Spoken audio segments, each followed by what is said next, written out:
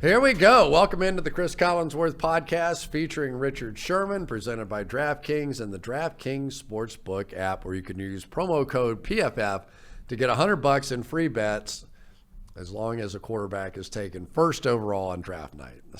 So you get $100 free. Richard's got to do some workouts today to get ready for whichever team might be signing him.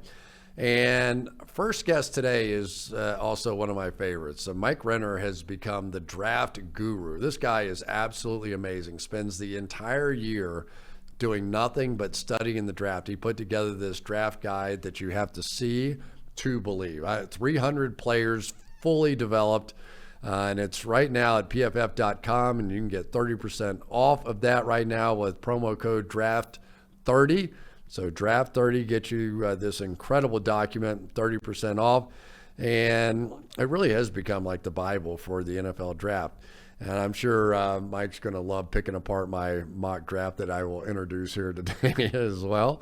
And then our buddy David Baker, who is the president and CEO of the Pro Football Hall of Fame. He's going to join me and talk a little bit about that famous knock on the door where new Hall of Fame inductees find out for the first time that they are going into the Pro Football Hall of Fame. And one final reminder, I want to remind you that on Thursday night, we start the PFF NFL Draft Show, both myself, Mike Renner, many others, and it's live on pff.com. So you don't have to go to YouTube, anywhere else, starting at 7 p.m. on Thursday night. We're going to have live updating Draft Tracker, best available list, so you won't miss a single beat. Plus, we don't have to wait for the normal broadcasts, and they're in commercial. We're never in commercial. We never do anything like that. But we're going to have it all for you on Thursday night, including highlights of the players, which we've never had in the past. So that was always the reason why you had to watch the network. No more. You can now watch PFF at pff.com, the draft show, all the expertise, and the highlights. Let's get busy now with our draft guru, Mr. Mike Renner. All right, here we go with Mike Renner, our draft guru here at PFF. How many years have you been doing this now? I got the title, the draft analyst, 3 years ago now. So it's my third draft of doing this. So 3 straight years now. 3 years. I never really appreciate any of you guys until I actually try and start doing your job a little bit. So every year I try to do the same thing. I try to do about 60 guys, so I can survive the first round and come hang out with you guys. But you have done 300? Yeah. 300 draft profiles, and it's in this draft guide, and I guarantee you it's sitting on the desk somewhere in every draft room in the National Football League. Trust me, cool. All that stuff is out there. But it is a job because, I basically assign myself an hour to each player. So I'm like, okay, I'm going to go through the data, the stats, the PFF stuff. I'm going to watch the film. But as you find out with a lot of these guys, you can't just watch last year's film. No. Right? No. There's some guys that were two different human beings when it was 2019 and then COVID in 2020. It's a lot. Yeah, but I get all year though, Chris. You're working, you're on the road all fall. I'm just like week in, week out, just watching these guys. So it's a little easier on my end if that's just all I'm focusing on. But yeah, it is 300 guys. Like, I'll mix some names up. I'll get some guys where I hear them like, oh shit, who's this guy? It's like, okay, yeah, now I got it. No. I wish I had a story. I need a story. I always listen to your guys' podcasts, and you guys always have great stories. And Austin is the best. No family has ever been like Austin Gale's family. Yeah, if you haven't heard some of those stories, you wouldn't even believe them. But we might just have to have like a separate show where people can just log into the stories. It's like the halftime show. Not everybody watches not Super about Bowl. Football. Like not about football. Nothing's about football at all. I think my favorite story about you in the draft is when you kicked the table over 4 years ago. Was that when you were doing live coverage and you got a cramp and just kicked the desk over? Oh my, it's so true. I was sitting in there and it was live, and when you sit on a stool, you know how you kind of peel your legs back, you're underneath, and all of a sudden my legs started cramping up. And when you get a cramp, you got to go. You got to get that thing out, or that's the end of it. I've got a lot of draft stories. Probably the one I remember the most was when I was getting drafted, about maybe 7 or 8 picks before I got picked. I got a phone call. And of course, I've got local media in Gainesville, Florida, there with the cameras rolling and everything. So the phone rings. And this guy goes, he's like, hey, this is so-and-so from the New York Giants. It's, we're really excited to have you as the newest member of the New York Giants. We're going to take you in the second round, da-da-da. He's going on and on. And, of course, I'm mic'd up. So I go, oh, this is awesome. I'm so excited to be coming to the Big Apple. You guys have such a great, I'm just like going crazy. My heart's going a mile a minute, right? And he goes, this is, it's great. So for about 5 minutes, I do this song and dance. And then all of a sudden the guy goes, dude, this is Alex. And I go, Alex Huco? And he goes, yeah. And it's a teammate of mine. Yeah. I said, I sort of covered it up and I said, I'm going to kill you, And so now I'm also there with my mom and dad. My mom, when the Bengals picked first in the 10th round, or the 10th overall pick, there was a chance I was going to go there. And they ended up taking David Baker. And so my agent, in all his brilliant glory, comes on and goes, you didn't want to go to Cincinnati anyway. The town sucks. The team's the worst. The negotiations, Mike Brown, is just terrible. It's the worst thing. Just trying to make us all feel better, right? And so I was like, okay, all right, it makes sense. So then after that, I'm sort of on the clock and I'm paying attention because I could have gone a few different places. And so now to start the second round is when this clown calls. Mm-hmm. And now I don't trust anything. And so now they come back, and the only time I ever relaxed in the entire draft that day was when the Bengals made their second pick. It's like, there's no way they're not taking another one, right? And, sure enough, the Cincinnati Bengals, da-da-da, and they take Cris Collinsworth. My mom jumped up in tears and ran to the back bedroom, crying her eyes out because Cincinnati was such a horrible place to be, right? And I'm not even sure it's Cincinnati. I'm like on the phone and I'm like, who is this? Who is it? Like, which one of you idiots is it this time? Oh, I mean, it's really an unbelievable day from these kids' standpoint. And so as much as I want to pick them apart and critique them, I was like, first I want to say, that's great. Congratulations. You lifetime effort. You're there, you're here, you're whatever. And that's what I always say too, from like the fans' perspective. It's like, as much as maybe we would have picked somebody else, you got better. Like you got a player for your team. Like be happy that like whoever you picked could make your team better. It's like you're not going to draft a total stiff, although there have been a few in the first round. I was going to say one team made themselves worse. I think it was the Browns in 2014 when they drafted Manziel and Gilbert. They may have made themselves worse with that draft, but not a lot of teams do. All right, we have a lot to cover, and Mike's draft guide and our PFF show is going to go live Thursday night at 7:00. And we have quite the show. We have a lot of special guests. We have a lot of people that'll be calling in. So please join us on that as well. But we'll have big thing highlights also. Oh, that's right. You'll have highlights of all the guys in the first round. Hopefully all the guys in the first round, because that's like one of the biggest things. I was talking to my brother, and he's like, "Oh, I'm going to have to watch another screen," because everyone wants to see, the film breakdowns. We'll have some of that on the first round as well. So. But have you ever seen I've been reading about this San Francisco situation. So they trade up, right? And they move up 12-3, I think it is. Give up 3 total number ones, counting this year's. And you go, okay, they've got a plan. They've got somebody in mind. And as soon as I saw it, everybody has different opinions on the quarterbacks. As soon as I saw it, I thought Justin Fields. And I go, good. This is going to be the one time that, now Kyle Shanahan's offense is going to have that 4-3 guy that runs the outside zone to the right. They're going to go play action and RPO back behind you. So when your linebackers are sprinting to cover that sideline, and now you're going to have to deal with a Justin Fields coming out the back end of this thing. Good luck. How are you going to stop that offense? But apparently it wasn't Justin Fields. Well, we don't know. But apparently it wasn't. Yeah. And everybody that I talked to said, that Kyle Shanahan fell in love with Mac Jones. So I was like, okay, I don't know why he traded up, because at the time the thought was sort of 12, that might be sort of the landing spot for him.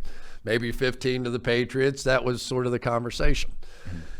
But now I think he's sort of been or in the process of being talked out of Mac Jones, in part because the 49ers faithful and social media, which we know rolls the world, social media now is making draft picks, has basically kind of forced the 49ers off of that potentially. Well, there's like the theory that he watched Mac Jones' tape and was comfortable. Like that was the first quarterback he got to, and was like, if that guy's at 3, I'm more than happy to do it. And then got more into Trey Lance and his background, talking to him, going to his obviously second pro day because he didn't go to his first pro day. Goes to his second pro day and is like, okay, maybe this guy offers something. Maybe he is a little different than, maybe he is worth a 3rd overall pick too. Maybe offers some more physically than what Mac Jones does and can run my offense still. So I think that would blow my mind if that was the case, to do not enough due diligence on every quarterback to then make a move like that to go up to 3, like not have someone that you are almost locked in on. But I can see it. I could see it too. Yeah. But I want you to think of the ramifications of this if, in fact, this happens. Because Jimmy Garoppolo's sitting over there too. Yeah. So now if Jimmy Garoppolo, if it's Trey Lance or Justin Fields, in my mind that they're probably going to play Garoppolo another year and then develop one of those 2 guys. If it's not, and it's Mac Jones, my gut feeling would be that Mac Jones starts and Garoppolo gets traded to the Patriots or whoever on Sunday, right? Or whatever he said. And so then I started extrapolating it out even more when I was doing my mock draft. I go, okay, if the Patriots trade up and get one of those 5 quarterbacks, I don't care which one it is, and you can toss them in the air as far as I'm concerned. I don't know who's going to be the best one, but if the Patriots move up to get one of those quarterbacks, now the whole 49ers have the ability to trade to go get or trade away Garoppolo to the Patriots. Now that kind of goes out the window. Yeah. This is a weird situation. Yeah, watching that press conference, which was in and of itself the other day weird with him and John Lynch, I think just Garoppolo's going to be cut Sunday. Come Sunday, he is going to be out in the streets because it's $20 million against their cap. That is 2 guys you can go out and sign that are starters for you. And they're thinking they're in the Super Bowl window here, obviously. That's why you make a move like this. So, yeah, I think ultimately that's what ends up happening because anyone trading for Jimmy G, $20 million for Jimmy G, not a lot of teams have that. Like not a lot of teams have that desperate a need and the cap space to make it work. But the Patriots are the one who could. Yeah. Because they didn't pay Cam. Because they didn't pay Cam that much. But then it's like you're going to have a quarterback competition between 2 veterans would be an odd. I can't remember the last time like you brought in 2 guys one year. I don't think it would be a competition. Here's the one behind the scenes thing that makes me think this. I think Belichick wanted no part of getting rid of Garoppolo. Really? He really liked him. Yeah, that was that report. He just gifted him to the 49ers. And it was almost like he was mad because he wasn't allowed to follow his timeline. Mm-hmm. He was like, fine, just get him out of the conference and we'll send him over here and 2nd round draft pick. And I mean, there's some stories around the 49ers organization about how this all came about and how it happened as well.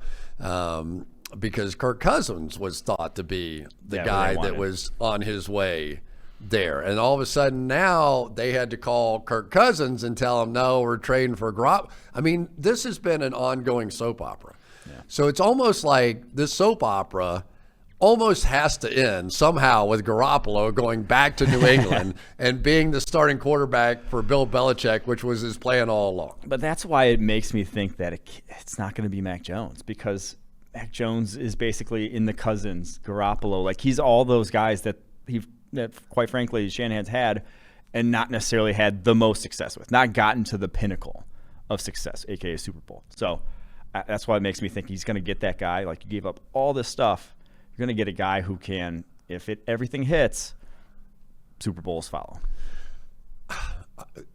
You start going, all right, what would you do? Right? What would you do? Yeah. And I think I know what I would do. I would draft Justin Fields. Yeah. And because I think he's accurate. Mm-hmm. He took that hellacious hit in the playoff game. Oh man! And I've heard he's still not right. That thing's still messed up. Skalski rocked him. Yeah. So it showed a little of what he's put together with, to be able to do that. But see, I can't wait to see this offense and what it might be. There's a little bit of it with RG3 back in the day in Washington and all that. I was going to say, is that the RG3 thing? Is that why they might be off fields? Because if you go back and look, like RG3 was accurate. He could run. He had a strong enough arm. Like a lot of those same things. And then all of a sudden it falls apart because, I don't know, for whatever reason, RG3 kind of a head case himself. But is he getting flashbacks saying, I don't want to go back to that? Like the one time it kind of But would it have fallen apart if he didn't get hurt? That's the thing. I don't think so. That was like the rushing threat just stopped, and all of a sudden, the offense stopped working. Yeah, and they were in the playoffs. I mean, that was a playoff game where he basically couldn't get out of his own way at that point. So, I'm friends with the Shanahans. Mike Shanahan coached me in college at the University of Florida when I was 22, he was 26. I could get into bars, he couldn't. He looked like he was 12 back then. And now Kyle's out there, and I mean, Kyle's just turned into such a great offensive mind, but they're a little bit stuck. If they go Mac Jones here and it doesn't work, I've been reading the articles and reading the social media. There'll be an uprising out there. Yeah. That's the thing, though. It's almost you make this massive risky move, and then you go risk averse with a guy like Mac Jones who feels like he'll translate to the NFL, but maybe he'll never be Aaron Rodgers. He'll never look like that. Like he just doesn't sling it like that. So that's just an odd kind of dichotomy there. It is. It's going to be exciting. I know that. I can't wait to watch it. This draft is incredible in terms of storylines. You can't put 5 legitimate quarterbacks at the top of a draft and not have it be exciting. Tell me your opinion of Zach Wilson. Zach Wilson is a guy that when I watch him, and maybe you see something completely different, but you know how Aaron Rodgers kind of just toys with defenses, and he looks like he's not really trying, and he sort of flicks the ball and it comes out and it's just so pretty, and he just looks like he's playing around. That's what I keep seeing with Zach Wilson. The confidence level off the charts with him. Like he just any throw and you hear like his high school coach talk about him in basketball, and it's the same guy. Like he's always been just thought he could do anything in any sport. Like so you watch his tape and the throws he's trying to make, just the confidence level of what he's doing is off the charts. Running out to his right 50 yards to the opposite side of the field, and it's like it worked. It all came together this past year, and the amount of times where like those decisions that he made backfired on him was so rare. And that's kind of what you want at the quarterback position. You want that guy who's going to be uber confident no matter what happens, and that was like every single game. Just not a bad game this past year. There wasn't. Now I will say that I don't think I ever saw him get touched hardly in those games. And you're going to go to the Jets, you're going to get touched. You're going to get touched a lot when you're going to the Jets. But other than that, other than the fact that we really haven't seen him get beat up and have to play quarterback, is there anything else in the stratosphere that we don't like about him? People want to call him one-year wonder. I think his freshman year, if you go back and watch his freshman tape, it's very good for a freshman. It's just a sophomore year what didn't build upon that. And that's how obviously he had the torn labrum that he's recovering that year and a broken thumb also that year. So I don't hold that against him, the sort of, like I said, the one-year wonderness of his profile. It really is, there's not a lot to dislike. It's more just like things you haven't seen. And that's why you feel more comfortable about Lawrence. You've seen it all. You've seen the breadth of work, 3 years, against the blitz, against pressure, all of it you've seen with Lawrence, and it's always been very good. That's just Wilson could legitimately be better. Like people have him quarterback 1, but it's just because like I think the doubt in my mind about what's going to happen when he is under pressure, when he is seeing all this stuff, is the reason why he's quarterback 2. You looked at it exactly as I did. I really hesitated. I was, part of me wanted to say, this is Aaron Rodgers, man. I've seen this guy play football. Yeah. I know what he can do. Now 200 pounds is a little light. Well, 212. He came in 212 at the combine rechecks, which was like probably where your actually weight is, not just your pro day. So 212. Did they check his pockets? You can cheat those things a little bit. So now we come down to the Atlanta Falcons, and this is it all gets really interesting with these next 2 picks. Kyle Pitts is sort of the assumed guy, but I've also heard that they're in such cap hell. Yeah. I mean, they're already talking about trading Julio Jones because of it. Mm-hmm. They're in such cap hell. What they would really prefer to do, from what I've heard, is to trade so that they can get multiple picks to replace some of these high-priced guys and get everything back to normal. That what's the line? That there's not any single tight end that's ever been made that's going to change the Atlanta Falcons in the short term. So we need to get out. But other teams know that about them too. And is there enough interest in quarterbacks 4 and 5 to go do that? Yeah, they need cheap players. Basically, the Falcons, with their cap situation, they're right up there with the Saints for one of the worst cap situations in the NFL. And it's like Kyle Pitts, fantastic player. You draft him at 4, he's one of the higher paid tight ends in the NFL. You draft a guy at 9, 10, you trade back down and maybe get another pick in like the second, maybe a first next year, whatever it's going to be. Those are cheaper players. Even on their rookie deals are going to be like half the cost for each of those guys. So that could help them out a lot. I agree. Trade down. The one team I keep saying is Denver Broncos. Like, they will not be this high next year. They have a good roster. I think we just ranked them a top 8 roster in the NFL when we went through and ranked all the rosters before the draft. It's like they are missing the one spot. They are missing the quarterback spot. And that, to me, makes almost too much sense. So I think Falcons trade down. If I had to bet right now, I bet they do.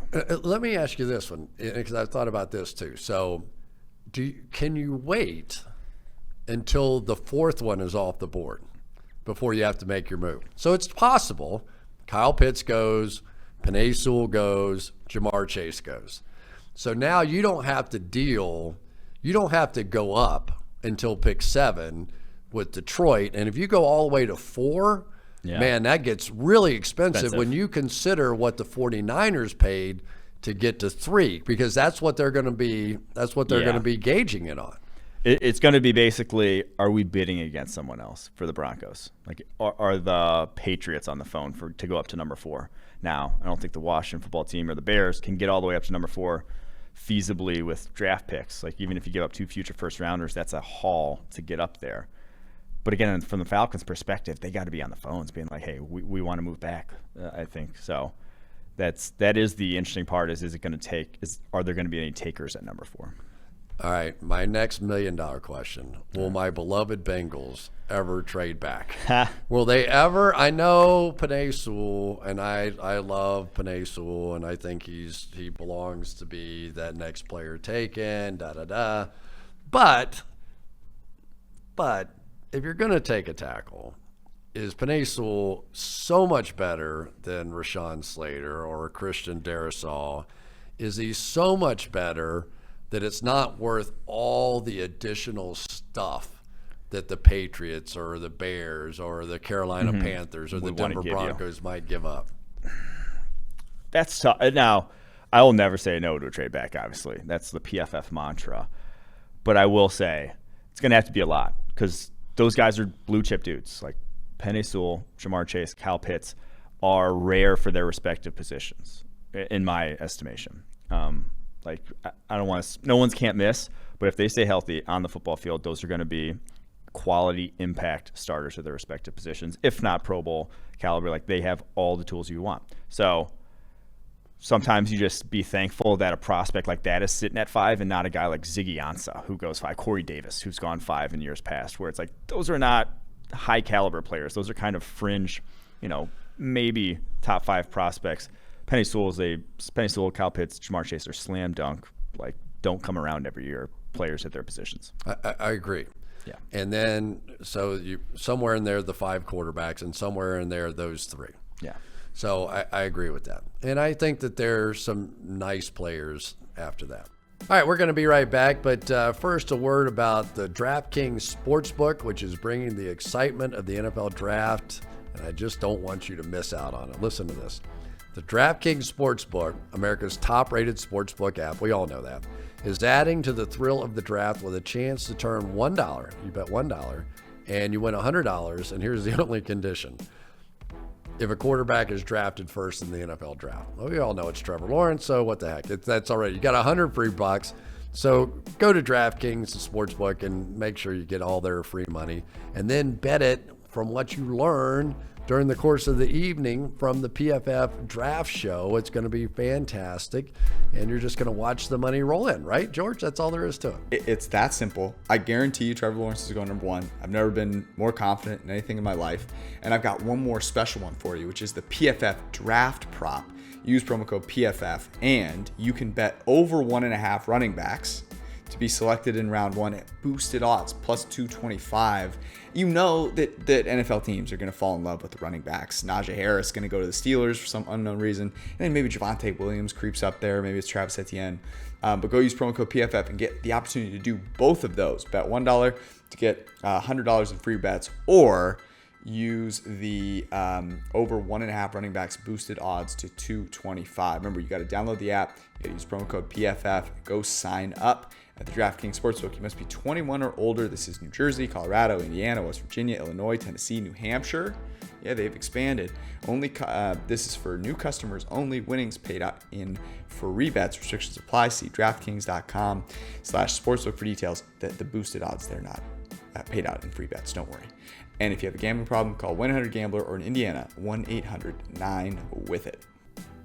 All right. Well, thank you, sir. And now back to further discuss and break down my mock draft. There's a lot of guys who have injury history. There's a lot of guys who are too small. There are guys that, Caleb Farley, I mean, maybe one of the greatest. Who knows what he could be, right? Well, he's got Deion Sanders kind of speed, still very green and all that. But I will say this about this draft.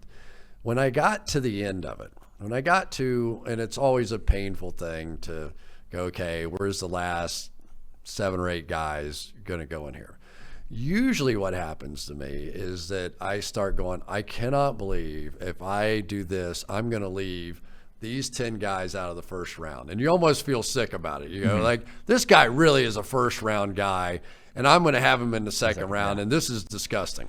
When I got to that section of this draft, I started going, I don't have that many more guys that I think are slam dunk first round. I've got to go nitpick some Kwity Pays and some guys that I don't really think play that well, but have something, right? What do you think of the overall strength of this draft? Yeah, so for me, there's like 6 or 7 non-quarterbacks that I would call like blue chip players at their respective positions. That would be the 3 guys we mentioned. Probably to also toss in Devontae Smith, Jalen Waddle in that mix, and then Micah Parsons as well, the Penn State linebacker. And then after that, there's a tier of like a dozen guys that I'd be like, they're first rounders. So you get up to about 22 players or so, where like those guys, that's a first round player.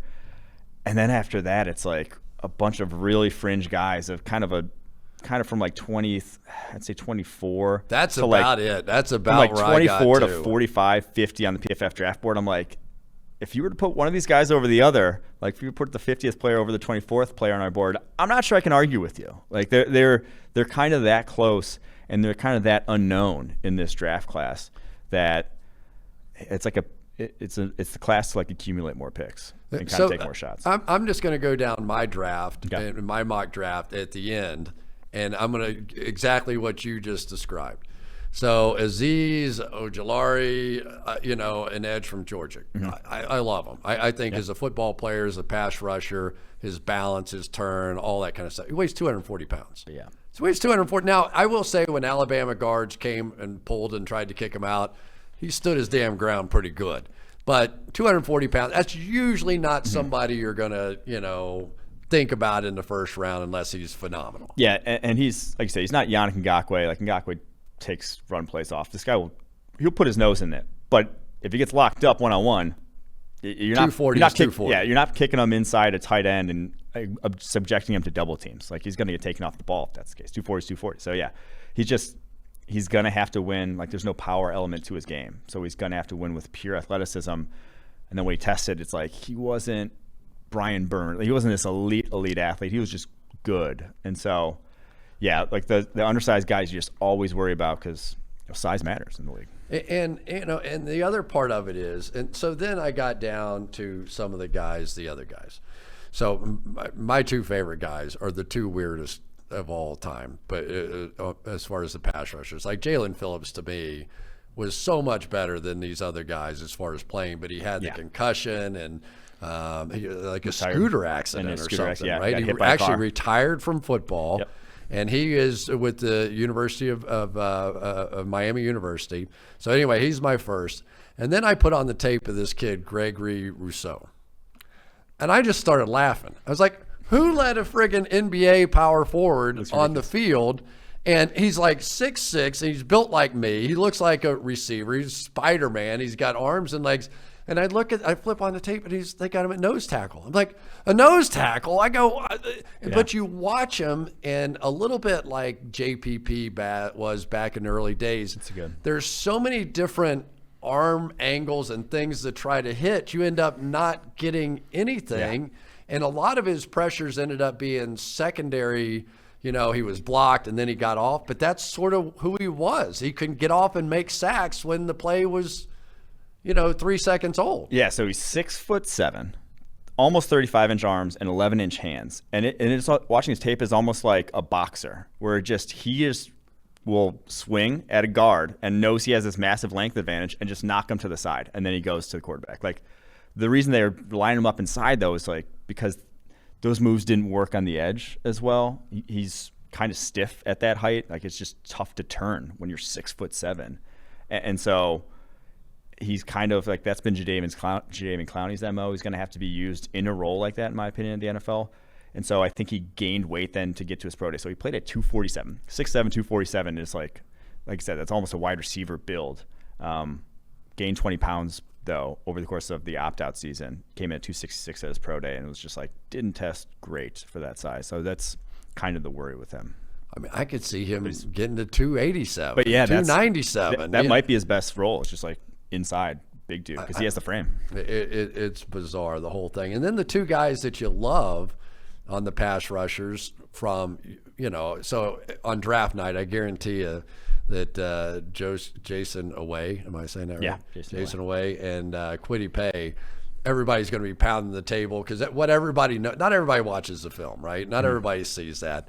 But everybody knows what the combine, 40-yard dash, all that kind of stuff. And those two guys are off the charts with both of them. Do either one of them stick out in your mind? Because I've got them both in my final 10 of the first round. But I thought they were traits only and didn't see phenomenal skills. Not that they can't be taught, but that was a stretch. I will say kind of the tiebreaker there to me was Paye. You saw like market development over his career at Michigan. You go back and watch a sophomore tape, and it's pretty tough to watch. Like, he's just no feel for taking on blocks. And then you go his senior year, he at least attacks. Like, he attacks the right way. Looks like he has the mentality to play D-line. Always still a little soft. Like, he's still a little bit for the position, still a little hesitant. But that guy, like, he didn't play football until 2016. Like, that's what everyone's going to buy into. All-time pro day numbers for the edge position. Freak athlete, and just started playing football. I think everyone's going to be like, I can coach that guy up. I can be the one that gets it out of him. And I mean, with those guys' tools, it doesn't take a lot. Like, you have a high starting point. Yeah, all you need is a little bit. Exactly. I think I could take Kwity Paye right now and help him. Like, I watched so I was a sprinter in high school, and so you think of the start, and a lot of the guys in the NFL, the pass rushers, will talk about the get off, and so it's just about how fast can I get 5 yards upfield. I don't care. I don't want to engage this guy. I'm just going to sprint for that spot 5 yards upfield. Well, Kwity Paye takes 5 steps to get 5 yards. Yeah.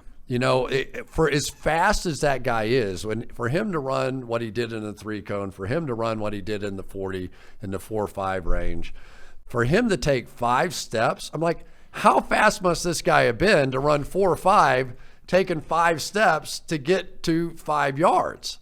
Or does he sprint differently than he plays football? And maybe you can teach him that. Yeah. And if you get him there in 4 steps, look out. Yeah, he needs to be like Jason Babin back in the day, where he just was straight up field for didn't even think about doing a move until he got about 3 yards deep, and then it was because if Kwity Paye with the head of steam, my lord, like that guy he's a horse. Like, his build is out of this world. So I want to talk about another guy, and I know you love this guy. I read all your stuff. Micah Parsons. Oh, yeah. And Micah Parsons is just like the two guys we just described. There's nothing a human being can do physically any more than what this guy. Yeah. He's a physical freak. He really 240 pounds, can run like the wind, and he can play. My knock on him would be like a lot of really fast guys. So he's not going to want to go in and really take on guards. He's going to want to bounce around and use his speed and run around. But we've also seen over the last 3 or 4 years some of those guys too that run by holes, run by gaps. You can get a hand on them and push them by. At some point in this league, you have to kind of stand up and go take on the world, right? You got to go hammer something. Come downhill. Do we think that he's ever going to be able to do that? And does he have sort of that innate, I don't know, nastiness? Like, I think Nick Bolton, the linebacker from Missouri, is he wants it. Yeah. He wants every tackle. He just you can see the raw emotion of the guy when he plays. Do you see that in Micah Parsons? Not like Bolton. Bolton's a different animal, I think. Bolton's like the guy, describe him as a football player. He's a football player. Parsons is just, he wants to be a playmaker more. He wants to go to the ball, shoot a gap. And I think you can, like, with a high starting point with what he is physically, I think he can get there. The thing is, he was a defensive lineman in high school, still considers himself like a defensive end. Like, that's what he says, like, he wants to play like a defensive end linebacker. He's not a bad pass rusher at all. And he can actually beat blocks with his hands, but he doesn't go up and just stack offensive linemen. He wants to go around them. Yeah, and he opened up some gaps. Like, when I was watching, I was like, so much of the NFL is just gaps. You have your gap, you got to hold that gap. And sometimes the players that play like he does, if they get pushed out of a gap, man, that's a 40-yard run sometimes. Yeah, I mean, he got by a lot just based off of the fact that he's 245 and explosive as hell going up against, college guards. Sure. And so you get on the edge of a guy like that. You don't even need to use your hands. You don't need to do anything. He's just a handful to deal with. And so that's not going to be the case in the NFL. The guys square you up a lot better.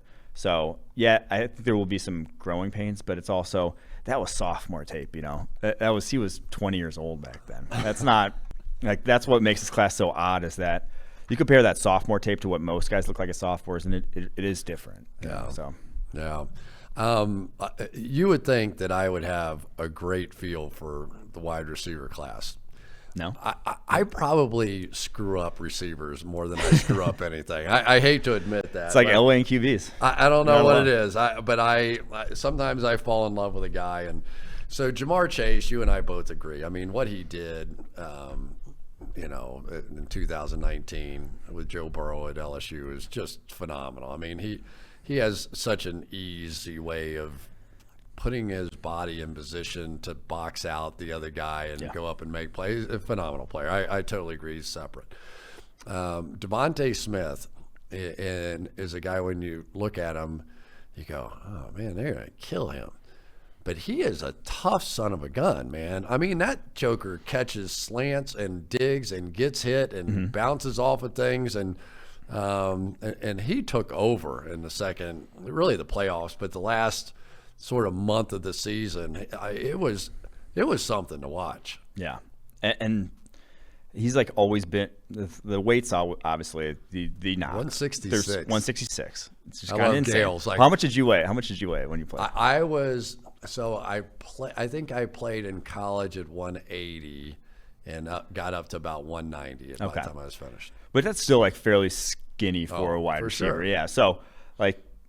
It's gonna affect you more, like at the NFL level. Like obviously the game is more physical, but I mean, go back and look at his tape and how many times did it matter? Like there's not a lot. Like, how many times they get their hands on him? Exactly, and he plays.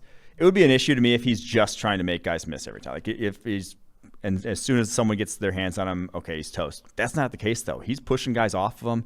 He is playing physical himself, and I think that's what you have to do when you're that height. You have to be the aggressor when you know contact's going to come. He's a clever guy too. He did some things, like he would sort of run almost like outs into the DB and then just let the DB push him deep. And there were just things that he did that I like.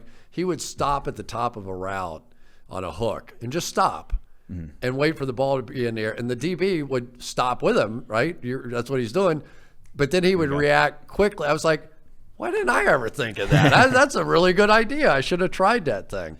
The one who I adore, and he's from Florida, so I shouldn't brag on him too much, but Kadarius Toney, when you watch that, you go, I have never seen any football player do some of the things that he's doing. I've never seen it. Yeah, physically different. Like the way he moves, I don't know how to describe it. Like some of his cuts, he like bounces off of a leg, and you're just like, my God, like what that looks like my ACL would snap. It reminds me a lot of like Dante Hall back in the day, the Chiefs returner, which is like, man, he had moves that I could see it 1,000 times. Percy Harvin could see that move and not be able to do it. Like elite athletes can't do what Kadarius Toney's doing on a football field. But so everybody talks about Tyreek Hill, and Tyreek Hill with the speed, and we know that. But Tyreek Hill is built like a running back. Like you see Tyreek Hill in person, and he's a little refrigerator. He's just a smaller refrigerator. Yeah, if that guy was at your local gym, you'd be like, "Oh shit, this guy." Yeah. And people bounce off of him too. But Kadarius Toney has this move that I don't know that I've really seen before. Like he catches it and he kind of headbutts the guy, like he lowers his head and neck into the guy, and then sort of backs up a half a step and then goes around him. The first 3 or 4 plays of tape that I put on, I was sitting there and I go, is he really running over people in the SEC and going 60 yards and 70 yards with that one and then breaking their ankles? I mean, if there's ever a guy who could legitimately break somebody's ankle trying to cover or tackle him, it's Kadarius Toney. But he's small too. He's a slot player. I put him in the first round. I did. I put him with Washington, and I said, I don't know what he's going to do for them, but it's instant offense for, a quarterback. Yeah, he's almost like a lottery ticket where it's like, what could this be? Because what he does and the physical tools and like how he moves is none of these guys, no one else in this class has that. Now, routes, kind of an afterthought. Like you racked up yards on just kind of whips and option routes in the middle of the field. They even put him in the backfield against LSU just to leave him on that little option route, right? Yeah. And they kind of just figured it out by his senior year. It's like, let him do that and he'll be money at that. But can you really do that in the NFL and rack up yards? Some schemes maybe have a role like that, but it's still, I think like if you're drafting a guy top 20, top 25, you want that guy to be a number 1 wide receiver, and that's the thing where it's just like, is he going to be that? No one knows at this point. The one thing when I was watching it, and a couple of teams tried to play cover 0 against him, and I go, well, that's stupid, and he's standing in the end zone, right? Yeah. So if you did nothing but eliminate cover 0 from what the defense can do, maybe it ends up being worth it. I don't know. The back end of the tackle class. So Elijah Vera-Tucker is probably going to be the 4th, do you think, off the board just with position versatility, or do we get He could be 3rd. I mean, if someone wants, because I think he's going to be seen as an interior guy. 32. Yeah, 32 and like a 1/4-inch arms. So a lot of teams will see him out in the interior. So he could be the 3rd guy off the board in the O-line class.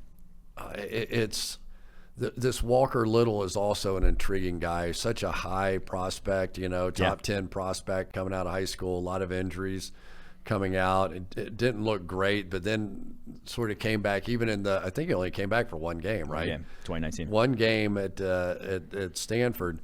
Your thoughts on him? Because he's got all the numbers that you would like to have. Yeah, I mean, his feet for a guy who's, I think he's a little over 6'7", a really tall tackle, and just his mirror is so good for a guy that size. And now, again, we never really got to see the next step in his development. Like no one, like I said, Penei Sewell is rare. I talked about him earlier. He's rare because no one talks about a guy that good after a sophomore tape.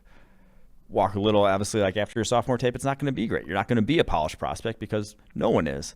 But then we never got to see the junior year. Then we never got to see the senior year. And not like I trust that he was probably still working and probably still developing, but we didn't really get to see what it could have been. But if you just go apples to apples, his sophomore tape versus, I don't know, say the other tackles in this class, I think only really Penei Sewell is the one that you can say had better sophomore tape. You know, the other thing about studying this draft was that, my opinion, just my opinion, how much better at the end of the season the SEC was than any other conference, because they played. Think about like The games. They played only SEC competition, and they played it all the games throughout the course of the year, as opposed to other, Ohio State played 6, other teams played 4, 5, 8. Yeah, Pac-12 was a joke. But the Alabama in midseason was not Alabama playing in the Down the national stretch, championship game. I, as a matter of fact, when I got finished watching all the tape, I said, national championship game should have been Alabama against Florida. They were the two best teams at the end of the year, because they beat each other up. It was like playing in the NFL almost. Yeah, the offenses in the SEC this year were insane. I mean, just what Florida was doing, like the talent on both those teams. We just talked about it. Pitts, Tony, Waddle, Smith, 4 first rounders between those two at the weapons, and maybe even Najee Harris might go in the first 2. Like that's Trask, you never Trask, know. yeah, I mean, he like could end up being like the 32nd player. You know what's interesting about Trask is, so I'm going, how is he that much different than Mac Jones? Right? Yeah, You've got great receivers. You've got a really good team. You're playing against SEC competition. It's not, you don't have the greatest arm in the world. And if you just go, so like physically, what they bring to the table, I think Mac Jones is a little lighter on his feet. I think Trask has a little stronger arm. I think Trask was much better down the football field. If we're talking about leading guys, vertical throws, even driving posts, that sort of thing. You don't see a lot of that on Mac Jones's tape. Like his vertical throws are a lot of times Jalen Waddle's open, 10 yards open, and he's kind of bringing it back. So there really aren't a lot of special throws on Jones' tape, but his timing and like accuracy underneath, that's where Mac Jones really separated himself. Like Jones was more accurate. He played within it a little bit better, but Trask has a little Ben Roethlisberger in him, though. He can sort of stand in the pocket. I thought he was everybody, great in the pocket. banging Under around pressure. on him and be able to do it. So anyway, And the thing I like about Trask, and I would take him in the second round, is this is his second year as a starter, like a year and a half as a starter. He didn't start in high school.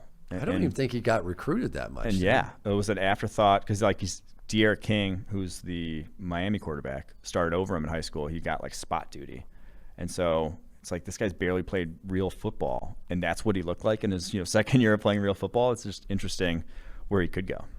All right, tell me one top 10, top 15 pick that you go, I wouldn't take him. Man, so I like the top of this class. I think up to it's 11 on the PFF draft board. Like those guys, in my opinion, are blue chip guys. The one where it's like, if you're going to draft one of these cornerbacks in the top 10, Surtain or J.C. Horn, I'm just a little nervous, because I think there's a tier of about 4 guys, and then I'd add Northwestern's Greg Newsome, and then obviously Caleb Farley in that mix too, the back injury. But like I don't think they're that discernibly different. That one's going to be much better than the others. And where any of them could be the best on them. Exactly. Yeah. So you're going to draft one at 8, and then one's going to fall all the way to 21. It's like, or one at 9, 10, and then one's going to fall 10, 15 picks later, and they really aren't going to be that much different. So that's the one position. The receivers or the tackles that you would like to have one of the top it's like one of those 3. guys are going to be, you feel good.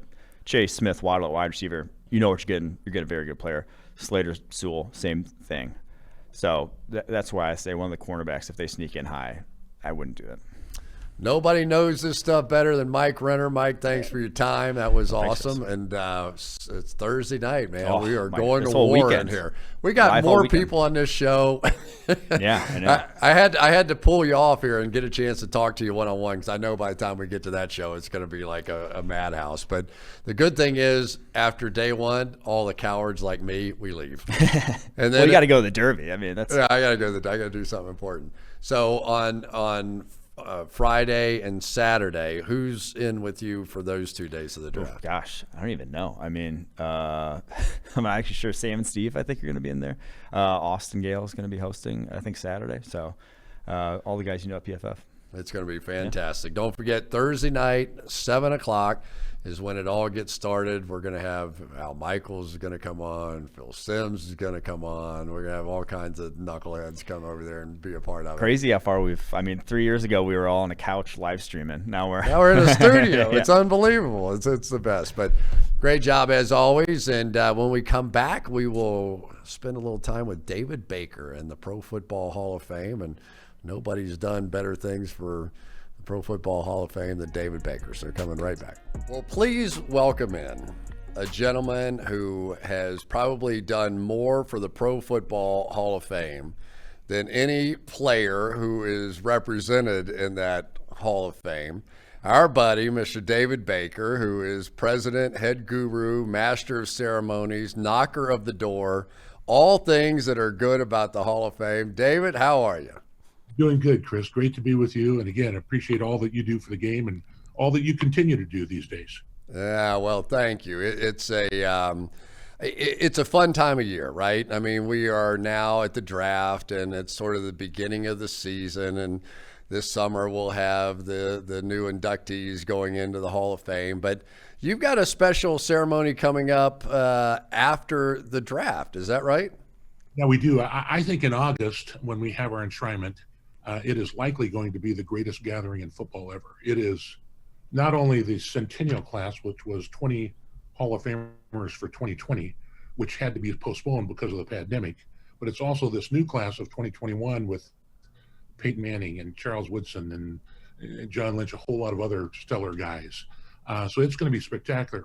But to decompress things a bit, because we were going to have to enshrine 28 people. And as you know, that's a lot of speeches, Yeah. A lot of gold jackets to pass out. What we're going to do this Wednesday night, is the night before the draft, is we're going to have a private ceremony for the families of our 9 posthumous enshrinees. And they will unveil their bust. The commissioner and I will give them a very special commemorative crest that would otherwise go on the gold jacket of that enshrinee. That family will place themselves, their bronze bust, into the bronze bust gallery. And it's quite emotional when they do that. But that will decompress things so that we'll only have 19 to enshrine in August. But that'll be a great ceremony. And then the show on this is going to be replayed on the NFL Network immediately following the draft. And then I think on ESPN2 on Tuesday at 7:30. But I think it's with all these kids getting drafted and all their dreams, and as you know, all their dreams, they want to end in Canton, Ohio, to have their legacy be here forever. I think it's going to be a great show immediately following the draft to show that all of these young dreams stand on the shoulders of, these posthumous enshrinees and people like you that came before them. You know, if you've never been to the Pro Football Hall of Fame, it's an amazing place. Even if you don't like football, you will be amazed and dazzled to walk around. And, of course, Mr. Benson donated, I think, some money to the Pro Football Hall of Fame, and the development and what has been happening under David's leadership has just been amazing. But out of all the great things that you do, I got to say, some of the stuff you're doing right now are my favorites. It is when you're knocking on the guys' doors and to tell them that they're in the Hall of Fame. And I've known John Lynch most of my life. He's a great guy. I thought he was going to pass out. I mean, he backed up. He's like, what? Like he couldn't believe it himself. Give me a little bit of what it's like when your emotions, when you're walking up to knock on that door and tell those guys. Well, I'll tell you, Chris, it is really special. And when we started this journey, it was actually with Ray Guy, the incredible punter from the Oakland Raiders, who'd been eligible for 29 years. And on that occasion, we were trying to get him over to Radio City Music Hall for the honor show. And I called him and just said, hey, Ray, Dave Baker, I'm the new president of the Hall.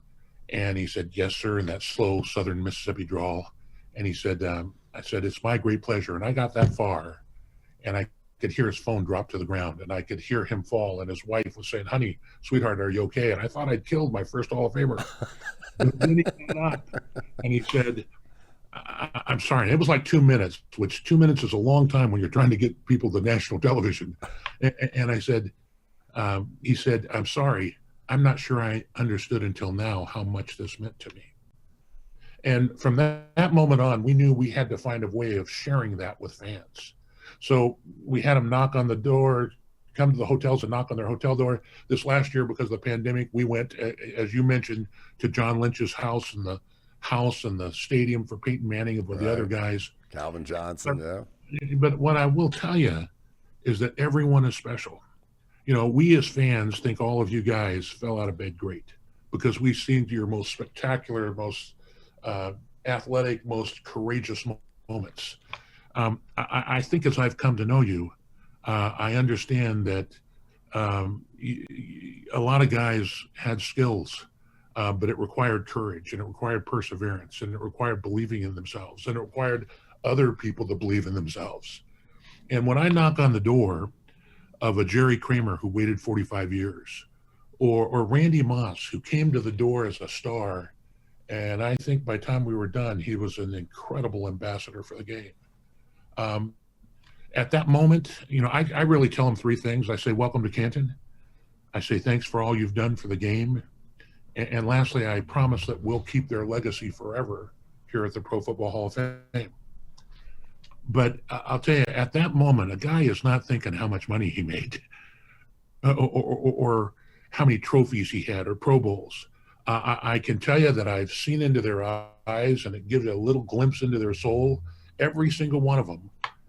And they're thinking about their mom that drove them to practice, or their dad that wouldn't let them quit, or a coach that believed in them, or teammates who helped them get there. And it's like that entire journey flashes in front of their eyes. And John Stallworth said it's like when he got his gold jacket, it was like wrapping himself in the history of the game from the first time they laced up a pigskin to the last presentation of the Lombardi. But at that moment, you get to see these guys thinking about all of that, about their journey. And it's a special moment. And we want to make it special for them, not only so that fans understand that, but frankly, to give them a special moment because they gave so many special moments to us. I absolutely loved your presentation to Drew Pearson. Of course, we all were cheering for him, and he's meant so much, and he came so far, and Jerry and Roger and all the different guys that were there, part of it. But for me, clearly, and I got to announce the Hall of Fame game a lot. My favorite speech still, and of course he's a friend, is John Madden. When John Madden got in there and started talking about in the middle of the night when all the lights are turned off and the bus start talking to each other. And you could almost see it in John's face and in John's eyes in the way that only John Madden can tell stories. I kind of believe it now. I kind of believe it. I think it really does happen. Chris, I'll tell you, I've been here and left at midnight, and I believe it too. And I know that Coach Madden believes it. It's not just stick to him. He believes it. And I know when Derek Brooks was enshrined, he wanted to know where his bust was going to sit. And unfortunately, he was very upset because it was right across from Warren Sapp, and he thought he'd never get any rest. But the fact of the matter is, I will tell you that there are times I leave my office at midnight or because of a workload or other things, and I'll be the only one here, and I'll walk through that gallery. And it is incredible. It is why during enshrinement, where you've been here to do these games, as you said, we've had waits in line, despite everything we do to keep it moving, of 3 hours, and people wait in line to see it. But the fact of the matter is, every one of those bronze busts has a story. Fritz Pollard has an incredible story. When the league started, there were 2 African Americans in the league that year, 26 years before Jackie Robinson, and 2 years later, Fritz Pollard was a head coach, and every single one of them has a story, and it is a time when they got discouraged, and a time. And what I love about this, what I love about the game, what I love about what you do in talking about these stories, is that it inspires the rest of us to understand those same values of perseverance and not giving up and getting up when you get knocked down. And we're not going to have a bronze bust. We're not going to get paid for playing football. But you know what? I'll tell you, I believe in these values. I've seen them work. and it might make us a better dad or a better executive or a better community. And I know they have made us a better country. And I really think that it's not, our mission is to honor the heroes of the game, preserve its history, promote its values, and celebrate excellence everywhere. But it's not just about the worship of football heroes. And it's not just about the great game of football as entertainment. I kind of call it the church of football. There's real values here. And when you were in your huddle and you were exhausted or hurt and you had to depend upon the person next to you, didn't matter whether they were black or white. You know, in your case, it matters that they were wearing orange as a bingle. And there's wonderful lessons for us to learn from that. And that's why I have loved being here so much. I have come to look at the people that I get to serve, not just the Hall of Famers, but all the guys who played the game, as really special people who have, as you know, their love for other guys in the locker room is something you just don't get someplace else. And so it has been enormous fun to be here. And I think there's wonderful lessons to share that we can all learn from. Well, all those players are great, but you have been the spiritual leader. You've changed what the Hall of Fame means. You've changed the way that I think we all appreciate it in a way that maybe we never did before. And congratulations to you. And we will certainly be watching the programs before the draft this summer, the great Hall of Fame class you've got coming in this summer. And congratulations, David, on everything you've been able to accomplish there. Chris, thanks so much, man. And, you know, we're going to keep your legacy alive here. And, you know, I want you to come back anytime and add to your archive. We've got a wonderful video that we're working on of great blocks by Cris Collinsworth. Kind of a short video, okay, but it's really special, okay? I can't wait to see that one. David, you're always great for a laugh, and appreciate your time, partner. Thanks, brother. God bless. Appreciate all you do for the game. Take care. Bye-bye. All right, thanks once again to my guys, David Baker, fantastic, always great to catch up with him, and Mike Renner. And come check out the PFF Draft Show live on PFF.com Thursday night. And don't forget to subscribe to the podcast, and we will see you next week. Thanks for joining us.